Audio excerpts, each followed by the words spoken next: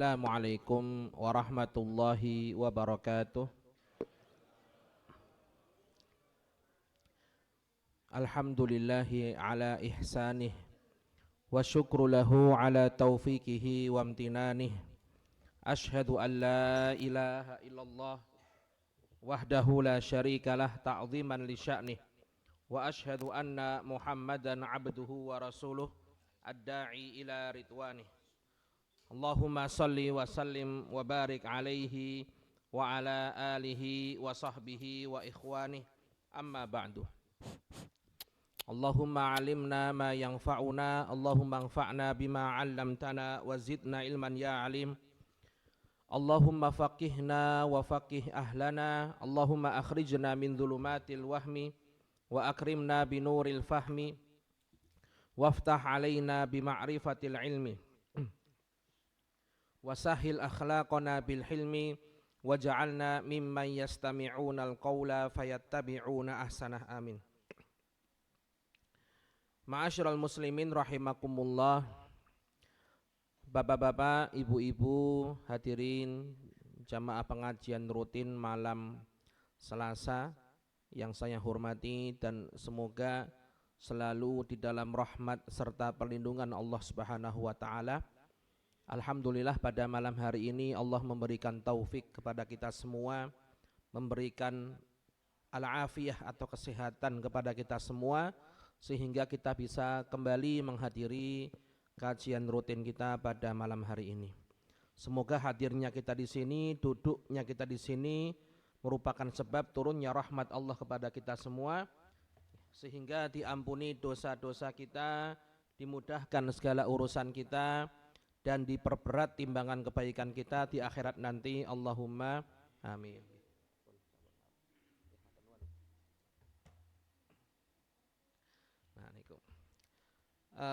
Bapak-bapak, ibu-ibu yang dimuliakan oleh Allah Subhanahu wa taala, insyaallah pada malam hari ini kita akan memulai pembacaan kitab Riyadhus Shalihin karangan Imam An-Nawawi rahimahullahu ta'ala. Kitab ini kitab yang sangat bagus dan sangat terkenal, ya, dipelajari di seluruh penjuru dunia oleh kaum muslimin dari masa ke masa. Ya, ditulis oleh Imam An-Nawawi, termasuk ulama yang terkenal, berisi sekitar 1800 hadis lebih, ya. Dan insyaallah kita berniat khatam, ya. Ini tebal no Pak. Nah, kitabnya lumayan tebal. Nah niki ada 1800 hadis dengan menawi gadah di rumah. Enten ada yang punya? Ada di sini ya. Riyadhus Shalihin juga tebal juga Pak. Nah, itu bisa dibawa, ya. Kita baca yang semampu kita, yang penting kita niatkan semoga khatam. Karena kapan lagi kita mau mengkaji hadis, mau mengkaji perkataan Nabi. Ya, kemarin baru saja, pekan kemarin saya sampaikan bahwasannya bukti cinta kita kepada Nabi adalah dengan apa? Mengikuti ajarannya.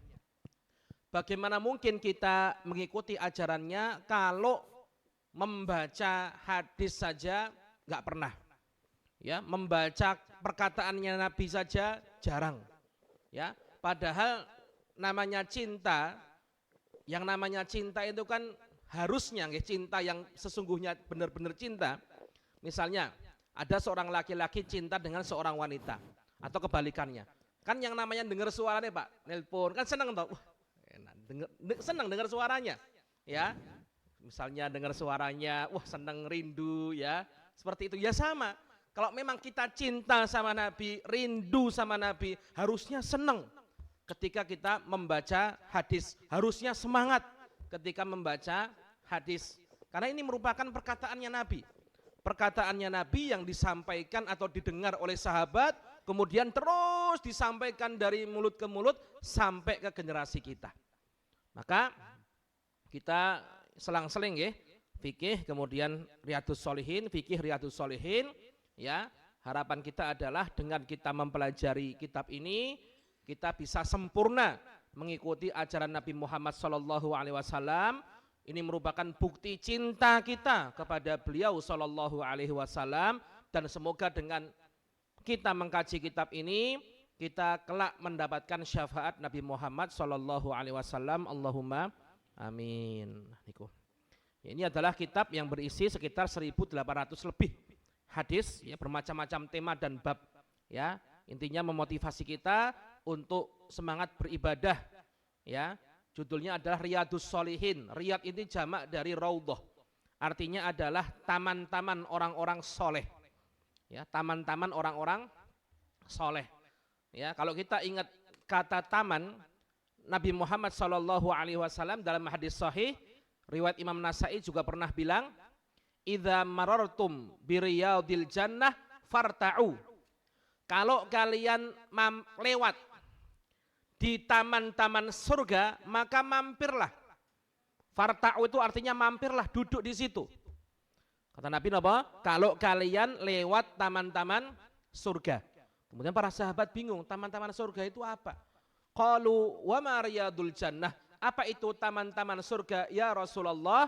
Kata Nabi, hilakul dzikr, majelis ilmu. Itu namanya taman-taman surga. Kenapa kok bisa majelis ilmu dinamakan taman-taman surga? Kira-kira apa Pak Bu jawabannya? Nabi mengatakan ini majelis ilmu dimanapun, ya, kapanpun, tempatnya dimanapun, itu Nabi menyebutnya taman-taman surga. Kira-kira kok bisa seperti itu? Apa sebabnya? Karena di dalam majelis ilmu itu curahan rahmat Allah pada hadirin yang hadir di situ luar biasa derasnya. Jadi rahmat Allah benar-benar deras. Kemudian di situ juga berkumpul banyak sekali malaikat, ya, yang mana malaikat tersebut mendoakan para hadirin, ya. Dan kalau malaikat yang doa, kira-kira dikabulkan Pak doanya? Dikabulkan, karena malaikat tidak pernah berbuat maksiat. Kemudian juga di dalam majelis ilmu itu terdapat ampunan Allah Subhanahu wa taala bagi yang hadir. Maka saking banyaknya keutamaan yang ada di dalam majelis ilmu, Nabi mengatakan napa? Majelis ilmu adalah taman-taman surga. Ya persis ketika kita mengatakan napa? Taman kanak-kanak. Kenapa dinamakan taman kanak-kanak? Karena banyak anak-anaknya, banyak mainannya, disebutnya taman kanak-kanak. Ya sama, taman-taman surga, karena di dalam majelis ilmu itu terdapat berbagai macam keutamaan yang sangat besar, sehingga insya Allah orang yang hadir di dalamnya nanti akan kembali bisa berada di taman surga. Allahumma amin. Nah, sebelum saya mulai, ini kayaknya hujan pertama nggak Pak hari ini? Atau sebelumnya hujan? Sudah 3 kali? Sudah 2 kali nggih? Ya, ini mumpung mungkin ya bentar lagi awal musim hujan, ada beberapa yang perlu yang perlu saya sampaikan. Yang pertama adalah hujan itu merupakan rahmat Allah Subhanahu wa taala, maka dianjurkan kalau ketika hujan itu beberapa perkara. Yang pertama adalah ketika turun hujan itu dianjurkan membaca doa. Diajarkan Nabi Muhammad SAW dalam hadis sahih riwayat Imam Bukhari, kalau hujan Nabi itu membaca doa, Allahumma shayyiban nafi'an. Allahumma shayyiban nafi'a. Ya Allah, semoga hujan ini bermanfaat. Pendek nggih doane, sampun hafal? Allahumma shayyiban nafi'a. Ini kalau turun hujan. Kemudian kalau sudah hujan dianjurkan untuk memperbanyak doa. Oke. Kata Nabi, hadis riwayat Imam Hakim dan Tirmidzi, "Thintani ma turaddani du'a'u." Ya, ada 2 waktu doa itu tidak akan ditolak. Pasti diterima, pasti dikabulkan. Yang pertama indan tidak, antara azan dan iqamah, wa tahtal mator, ketika hujan. Jadi ketika hujan itu adalah waktu yang sangat-sangat dianjurkan untuk memperbanyak doa, doa apapun. Ya, makanya saya punya guru dulu ketika di Arab itu bilang, tanya sama saya, ya Rosyad, di Indonesia musim hujan berapa bulan? Panjang Syekh, lama musim hujan itu. Karena kalau di Arab itu musim hujan satu tahun biasanya cuma 1 bulan. Itu enggak setiap hari. Paling dalam 1 bulan yaitu sekitar 3 kali, 4 kali, 5 kali, enggak lama. Ya, kata beliau, masya Allah, ini kesempatan banyak untuk bisa berdoa. Tapi saking seringnya kita dengan hujan ya lupa kadang-kadang. Mending udan. Kalau orang Arab ingat terus, wah waktu hujan bersyukur mereka berdoa, ya Allah. Bahkan ada di antara mereka sepanjang hujan itu berdoa terus. Hujannya 3 jam ya 3 jam doa. Karena nggak mau menyia-nyiakan waktu itu. Ya. Nah kita hujannya setiap hari. Ingetnya pas pertama tok. Wah, besoknya malah ya seperti itu. Kemudian tadi ya, doa ketika hujan, Allahumma shayyiban nafi'a. Kemudian dianjurkan memperbanyak doa. Kata Nabi, la turaddani, tidak ditolak. Berarti pasti dikabulkan. Nah, pernah saya sampaikan nggih, bagaimana cara Allah mengabulkan doa? Monggo. Ada yang bisa jawab? Pernah saya sampaikan nih. Napa, Pak? Yuk. Pertama napa? Langsung dikabulkan. Kedua, dikabulkan nanti di waktu yang Allah kehendaki. Yang ketiga, Allah ganti hari yang lain dengan yang lain, ya misalnya dengan kesehatan, rezeki yang barokah, ya termasuk ya. Tambah satu lagi, disimpan jadi pahala di akhirat. Makanya itu maksud dari doa pasti diterima. Bisa jadi dikabulkan saat itu juga di waktu yang kita inginkan, atau dikabulkan di waktu yang Allah tentukan. Bisa jadi diganti dengan yang lain. Kita mintanya misalnya mobil Pajero seharga pinten 500 juta, dapatnya sehat yang mana harganya lebih dari 500 juta. Iya loh Pak, operasi itu kan kadang-kadang sampai ratusan juta itu. Berarti kita ini sehat itu lebih mahal daripada Pajero. Atau disimpan jadi pahala di akhirat. Makanya Sayyidina Umar berkata, saya tidak takut doa saya tidak dikabulkan. Yang saya takut adalah saya tidak mau berdoa lagi. Itu maksud dari doa itu tidak ditolak atau dikabulkan sama Allah. Ada beberapa kemungkinan seperti itu. Nah, kemudian bukan hadiah ya Pak. Kemarin soalnya beberapa hari yang lalu saya ikut ya rapat ya. Dihadiri Buya Anwar Abbas. Ketua beliau sekarang wakil ketua MUI Pusat. Ya, beliau mengajukan pertanyaan waktu itu di Karanganyar ya. Saya bisa jawab, dapat uang. Soalnya yang ngasih samun ya udah kaya soalnya. Wah, ayo sini maju Mas. Dikasih uang. Kalau saya ya tanya tok gak ada hadiahnya. Seperti itu. Nah, itu waktu itu kemarin ya. Kemudian yang terakhir, nah kalau hujannya kita lihat kok ini semakin deras, wah banjir dan lain-lain, jangan mencela. Jangan mencela hujan. Wah hujan ora mandek-mandek. Nah ini jangan, nggak boleh. Nggak boleh kita mencela apa yang diturunkan oleh Allah. Tapi ada doanya. Ada doanya. Ketika hujan kita rasa kok ini sudah mulai berlebihan. Dalam artian, wah iya banjir ini, wah longsor ini. Nah kalau sudah mulai lihat tanda-tanda seperti itu, kita segera perbanyak doa. Doanya ada lagi. Diajarkan Nabi dalam Sahih Bukhari, Allahumma hawalaina la alaina. Allahumma hawalaina la alaina. Sampun apal? Allahumma hawalaina la alaina. Seperti itu. Allahumma hawalaina wala alaina. Artinya apa? Allahumma ya Allah hawalaina. Turunkan hujan di tempat yang membutuhkan. Wala alaina, jangan di sini terus. Jadi kita bukan menolak hujan, ya, tapi memohon Allah agar hujan itu diturunkan di tempat yang membutuhkan. Karena ada, bahkan kita bisa saksikan ya Pak, kayak satu kabupaten Wonogiri, ada yang tempat yang air itu melimpah. Dan ada tempat yang di sana air itu susah, nggih Pak, nggih. Ya, Ya kita doa, Allahumma hawalaina, ya Allah, turunkan hujan di sekitar kami, di tempat yang membutuhkan. Wala alaina. Di sini sudah. Kita bukan mencela hujan, tapi mendoakan agar hujan itu dipindah ke tempat yang lain. Seperti ini doanya.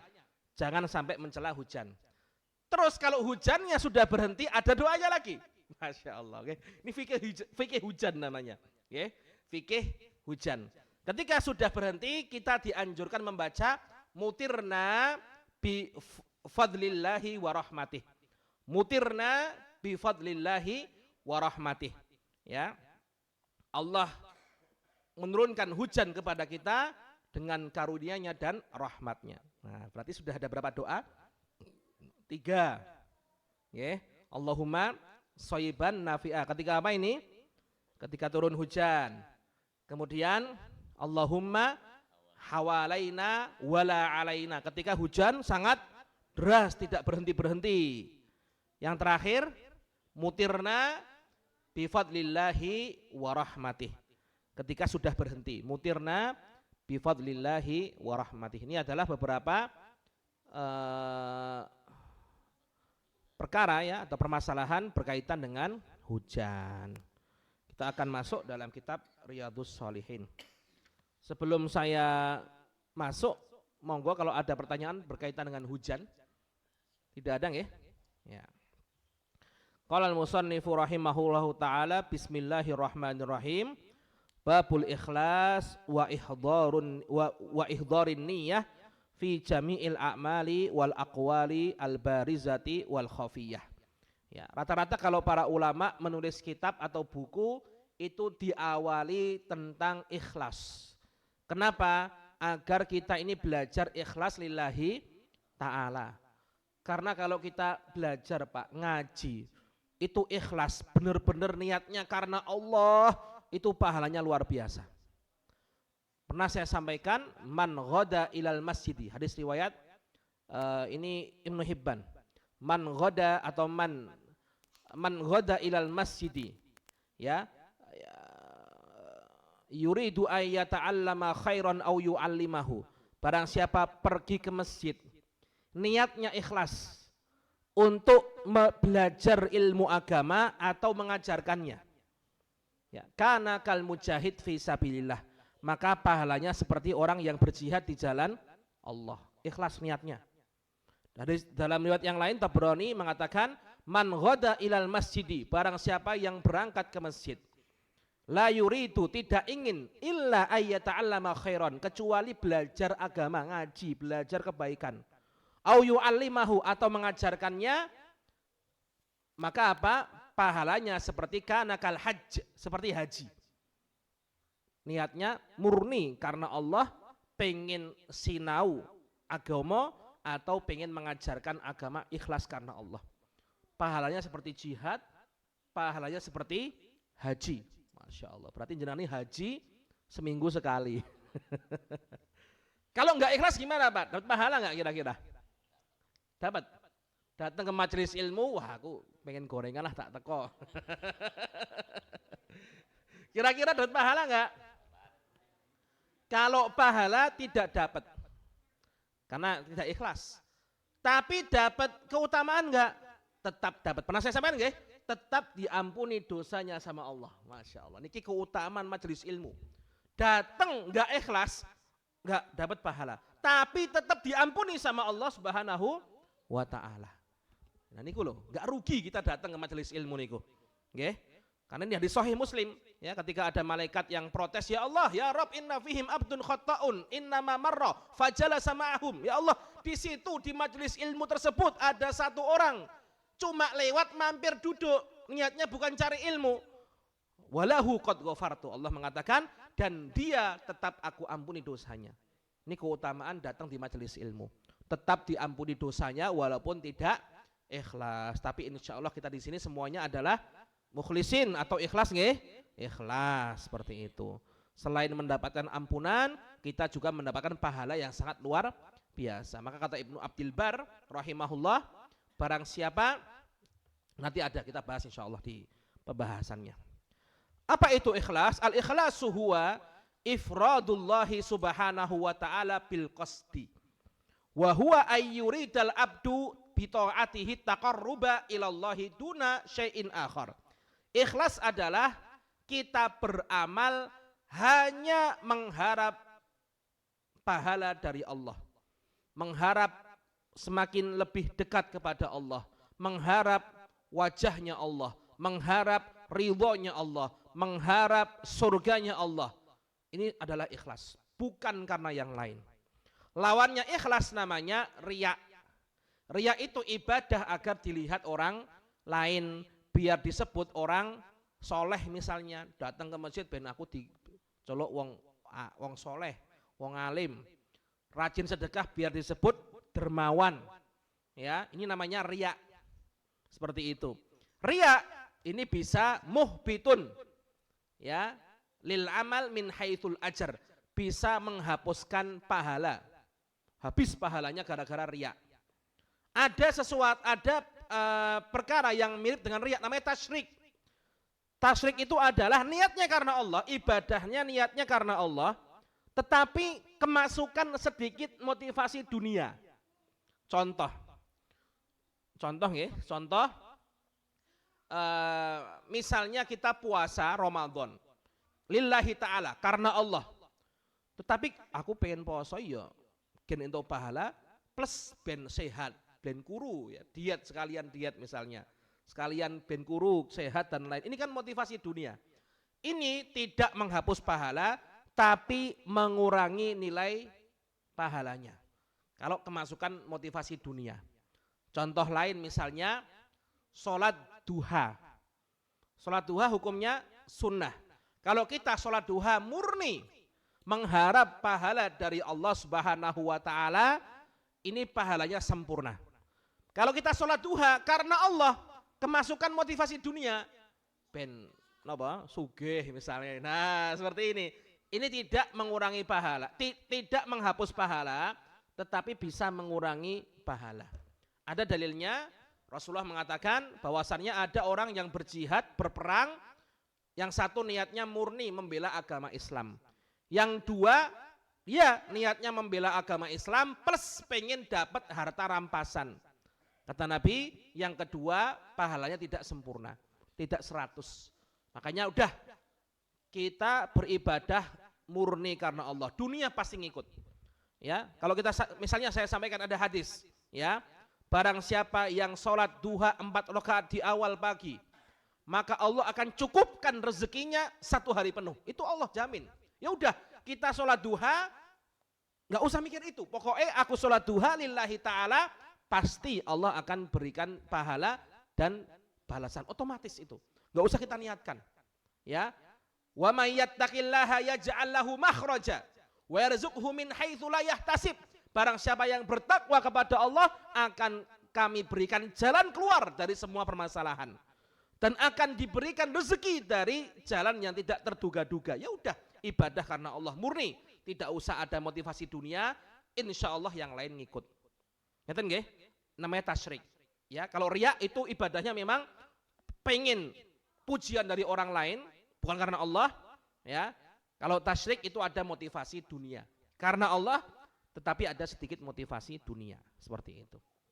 Ya, qala Allah Ta'ala, Allah berfirman, wa ma umiru illa liya'budullaha mukhlishina lahuddina hunafa wa yuqimus salata wa yu'tuz zakata wa dzalika dinul qayyimah.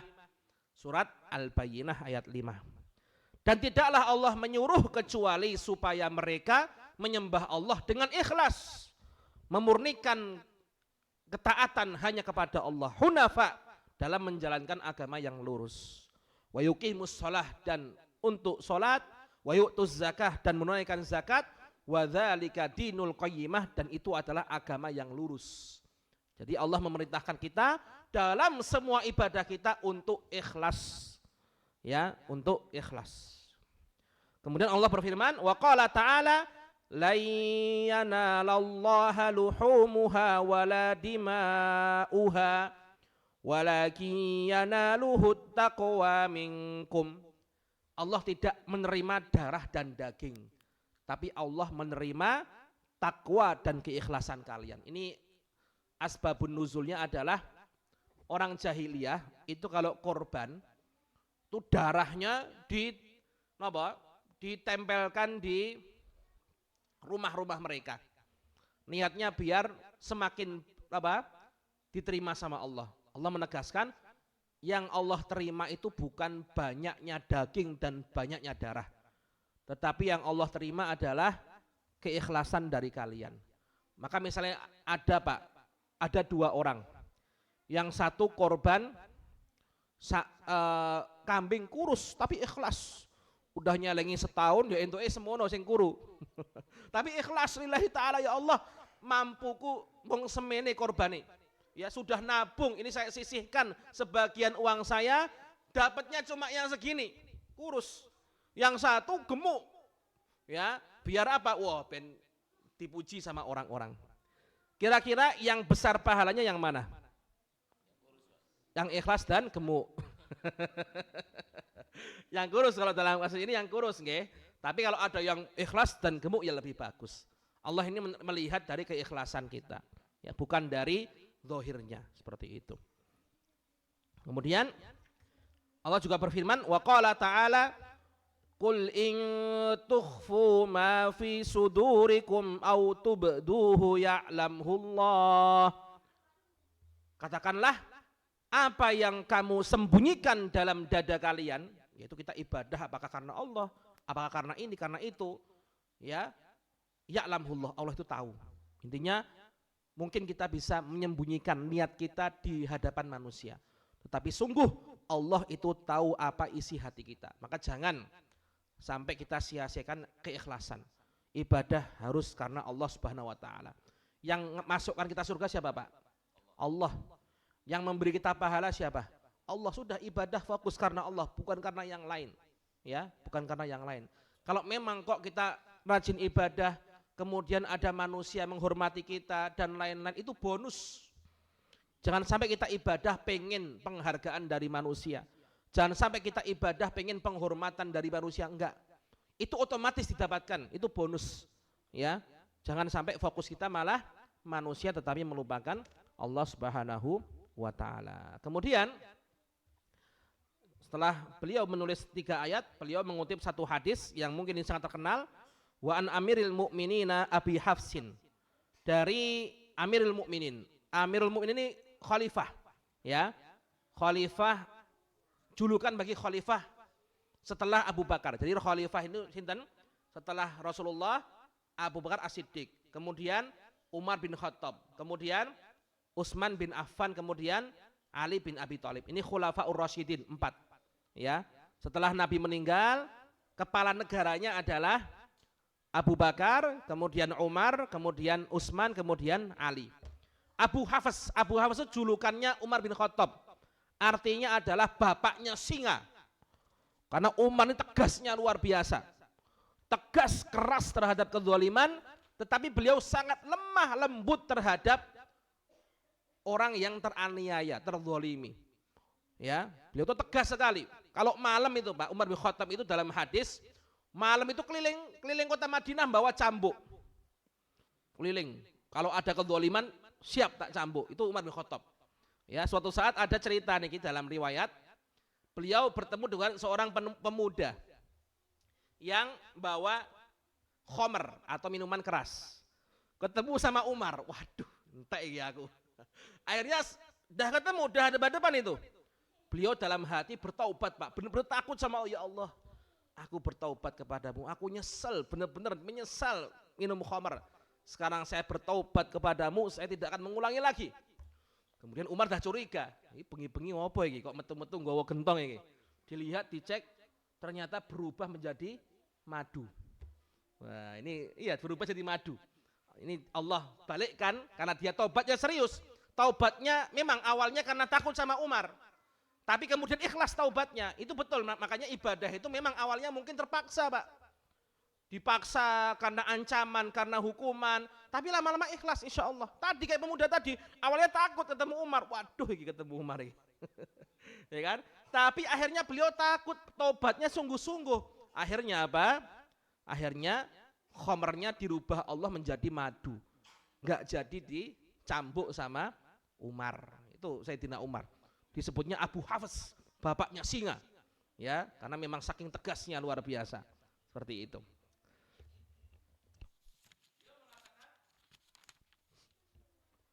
Yaqul sami'tu Rasulullah sallallahu alaihi wasallam yaqul, aku mendengar Rasulullah sallallahu alaihi wasallam mengatakan, innamal a'malu binniyat. Sesungguhnya amalan-amalan itu tergantung dengan niatnya.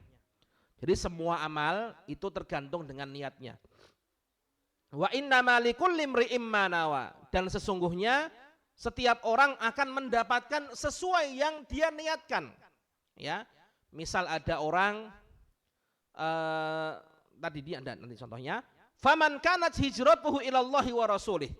Barang siapa yang hijrah ini keluar dari Mekah ke Madinah, pindah. Ya, disuruh Allah untuk hijrah. Barang siapa yang hijrahnya ikhlas karena Allah dan Rasulnya, fahijratuhu ilallahi wa rasulih. Maka hijrahnya adalah kepada Allah dan Rasulnya. Wa man kanat hijratuhu lidunya yusibuha aw imra'atin yankihuha fahijratuhu ila ma hajara ilaih. Tapi kalau hijrahnya dari Mekah ke Madinah niatnya karena pengen ke Madinah menikahi seorang wanita atau mendapatkan keuntungan dunia, dia hanya mendapatkan itu, tidak berpahala. Ini ceritanya ada seorang sahabat yang ikut hijrah sama Nabi. Ketika Nabi memerintahkan kaum muslimin hijrah dari Mekah ke Madinah, ya semua hijrah, berat rasanya meninggalkan Mekah, kampung halamannya, disuruh hijrah sama Allah dan Rasulnya. Ya, akhirnya semua sahabat hijrah. Niatnya karena Allah dan Rasulnya, karena taat sama Allah dan Rasulnya. Ada beberapa sahabat niatnya kurang benar. Ada seorang sahabat ikut hijrah, niatnya bukan karena taat sama Allah dan Rasul, niatnya karena beneran nih, neng Madinah ada seorang wanita yang bernama Ummu Qais. Tak melu hijrah sekalian neng kono nikah. Nabi tahu, ya Nabi tahu hal ini, akhirnya beliau nyinggung. Barang siapa yang hijrahnya benar karena Allah dan Rasul, maka hijrahnya akan mendapatkan pahala sempurna. Barang siapa yang hijrahnya cuma pengen nikah dengan wanita, dia tidak mendapatkan pahala apa-apa. Ya cuma nikah saja, tidak mendapatkan pahala hijrah. Ini pentingnya niat, ya. Terkadang sama-sama hijrah, sama-sama ibadahnya sama, amalnya sama, pahalanya beda. Makanya Nabi mengatakan, wa innar rajula, dalam hadis sahih, wa innar rajula la yansarifu min salatihi illa kutiba lahu usruha, ya, wa tus'uha wa thumunuha. Ada orang sama-sama sholat di tempat yang sama, di waktu yang sama, sama-sama jamaah. Tiap orang pahalanya beda-beda. Ada yang sempurna 100, ada yang kurang, ada yang cuma separuhnya. Kenapa beda-beda? Karena niatnya, tingkat keikhlasannya berbeda. Ada yang kekhusyuannya berbeda. Makanya hati-hati Pak, terutama sholat. Kadang kita sholat jamaah itu memang ingin taat sama Allah. Kadang ada yang sholat jamaah itu karena isin. Wah, wis kadung sholat jamaah kok ora sholat jamaah, isin aku. Nah ini kan mengurangi pahala akhirnya. Makanya sekali lagi mari semua ibadah kita karena Allah Subhanahu wa ta'ala, agar pahala yang kita dapatkan sempurna di sisi Allah Subhanahu wa ta'ala. Kemudian hadis yang kedua, wa an ummil mu'minina ummi Abdillah Aisyah radhiyallahu anha qalat qala Rasulullah sallallahu alaihi wasallam yaghzu jaisyun al-Ka'bata fa idza kanu bi baida'a minal ard yukhsafu bi awwalihim wa akhirihim. Ya. Dulu ada sekelompok pasukan ingin menyerbu Ka'bah. Belum sampai Ka'bah ditenggelamkan sama Allah semuanya. Semua rombongannya itu, ya rombongan pasukan. Kemudian ada seorang yang bertanya, qalat qultu ya Rasulullah, Aisyah tanya, kaifa yukhsafu bi awwalihim wa akhirihim wa fihim aswaquhum wa man laisa minhum. Ya Rasulullah, kok bisa dipendem semua, dikuburkan semua, dihancurkan semua? Kan di situ ada pedagang. Ada yang bukan tentara, nggak semua tentara, ada rombongan pedagang, melu, mau kemana? Mau ke Mekah, yuk sisan. Ya, niatnya bukan menyerbu, niatnya cuma dagang. Ada yang cuma sekedar lewat, Tapi kenapa kok Allah membinasakan semuanya? Ya, kata Nabi, yukhsafu bi awalihim wa akhirihim thumma yub'atsuna ala niyatihim. Memang semuanya dibinasakan, tetapi nanti Allah baru hitung-hitungan sesuai dengan niatnya. Yang niatnya mau menghancurkan Ka'bah, neraka. Yang niatnya cuma sekedar lewat, kena musibah juga, nggak kena dosa. Yang niatnya mau dagang ke Mekah, ke Ka'bah, nggak berdosa. Tapi semua rata. Dan di sini dalil bahwasannya namanya azab itu kalau turun ke suatu tempat itu nggak tebang pilih. Semua pelaku kemaksiatan yang soleh kena semuanya. Tapi nanti bedanya apa? Yang nanti pelaku maksiat jelas diazab, orang-orang soleh walaupun di dunia kena azab, tapi di akhirat karena mereka soleh tidak kena azab. Tapi yang jelas namanya azab Allah itu merata, ya nggak pandang bulu, nggak mungkin misalnya satu tempat ya Pak, satu tempat ya diazab, itu yang ya, semua kena, ya, yang soleh yang enggak semua kena, ya rata seperti itu. Terkadang Allah menyisakan beberapa tanda-tanda sebagai pengingat. Terkadang ya misalnya rata suatu tempat tsunami, bus satu masjid masih berdiri kokoh, itu terkadang seperti itu sebagai pengingat saja, ya. Tapi umumnya dari hadis ini namanya azab kalau turun itu rata. Yang soleh ya kena, yang fajir fasik juga kena.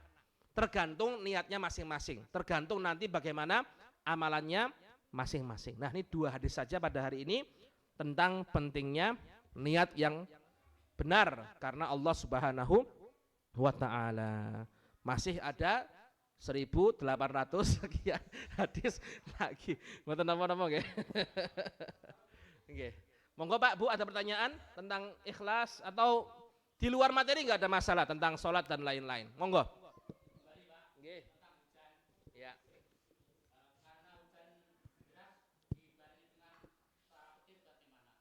Nggih. Hujan deras dibarengi dengan petir. Kalau petir itu kita disunahkan membaca doa yang ada dalam Al-Quran, yusabbihur ra'du bihamdihi wal malaikatu min khifatih. Ya, yusabbihur ra'du bihamdihi wal malaikatu min khifatih. Ini ada dalam Al-Quran. Ya. Yusabbihur ra'du bihamdihi wal malaikatu min khifatih artinya apa? Dan guru petir bertasbih memuji Allah. Ya. Demikian pula para malaikat juga bertasbih memuji Allah karena takut kepadanya. Itu bacaannya. Ada dalam surat Ar-Ra'd ayat tadi mana tadi? Ayat 13. Yusabbihur ra'du bihamdihi wal malaikatu min khifatih. Ini doa ketika kita mendengar suara gemuruh petir. Ya, seperti itu. Ngeten nggih? Ya. Monggo bertanya lagi monggo Bapak-bapak. Nggih. Nggih. Nggih. Salat duha itu maksimal 8 rakaat.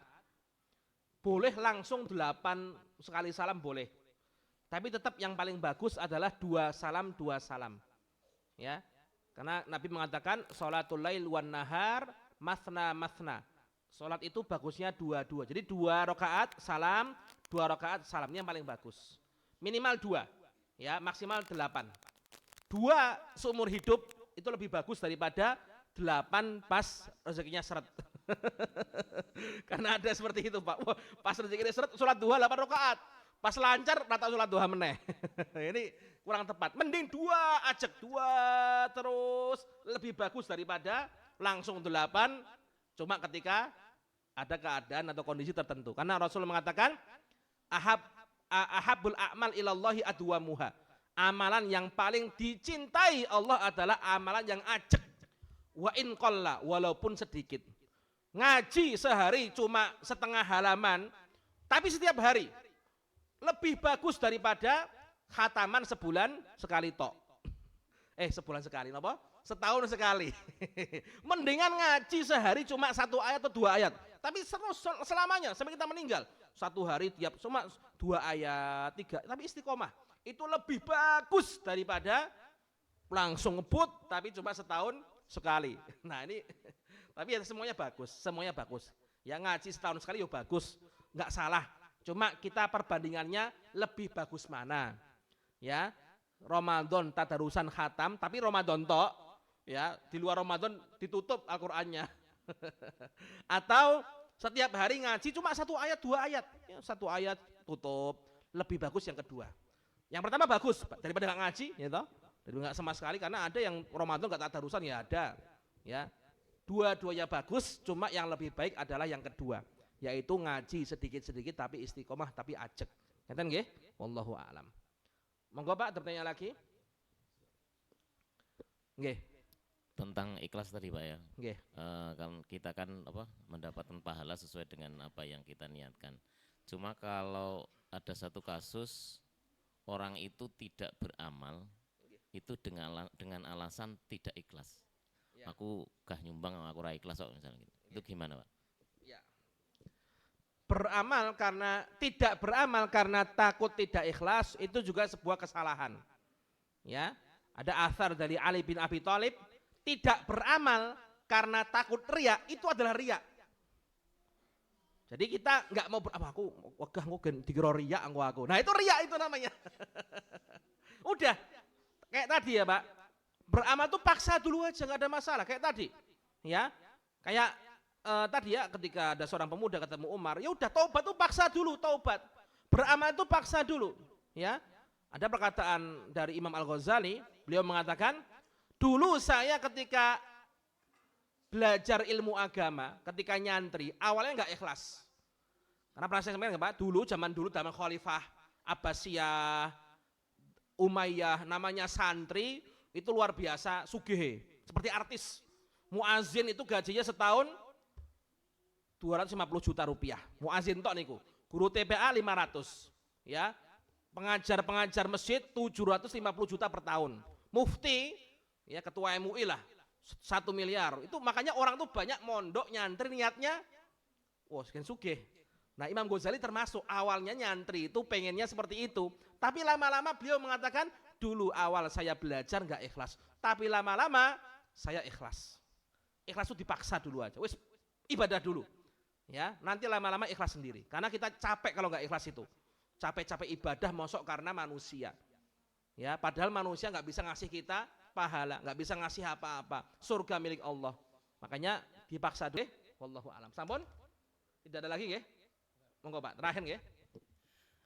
Begini Pak, misalnya ada seseorang yang mendatangi suatu pengajian gitu ya, iya, dengan cara yang tidak ikhlas, entah apapun motivasinya, iya, mungkin karena kampanye atau apa, iya, kemungkinan dia kan nggak dapat pahala gitu, iya, ya, pahalanya rusak. Tapi di situ dia mendapatkan ilmu, iya, apakah dia ketika mengamalkan ilmunya itu tetap dapat pahala apa tidak? Iya, dapat pahala. Jadi pas datang nggak ikhlas, misalnya pengajian plus sembako, wah ada ya Pak, pengajian datang sembako, pengajian datang 50.000, wah datang ke sana, ternyata di situ ada ilmu, diamalkan pahala, dapat pahala, ya walaupun dia pas datang pertama nggak ikhlas, tapi kemudian mengamalkannya ikhlas, itu kan berbeda, datangnya dia dan mengamalkannya dia berbeda, makanya insya Allah tetap dapat pahala, ngerti nggih? Wallahu alam. Ya pas datangnya dapat pahala, tapi cuma dapat ampunan, ya tetap dapat ampunan. Sesuai hadis Muslim tadi, tapi kalau dia mengamalkan dari situ tetap dapat pahala. Ngeten nggih? Wallahu a'lam bishawab. Insyaallah kita lanjutkan pada pertemuan berikutnya. Kita tutup. Subhanakallahumma wa bihamdika asyhadu an la ilaha illa anta astaghfiruka wa atubu ilaik. Assalamualaikum warahmatullahi wabarakatuh.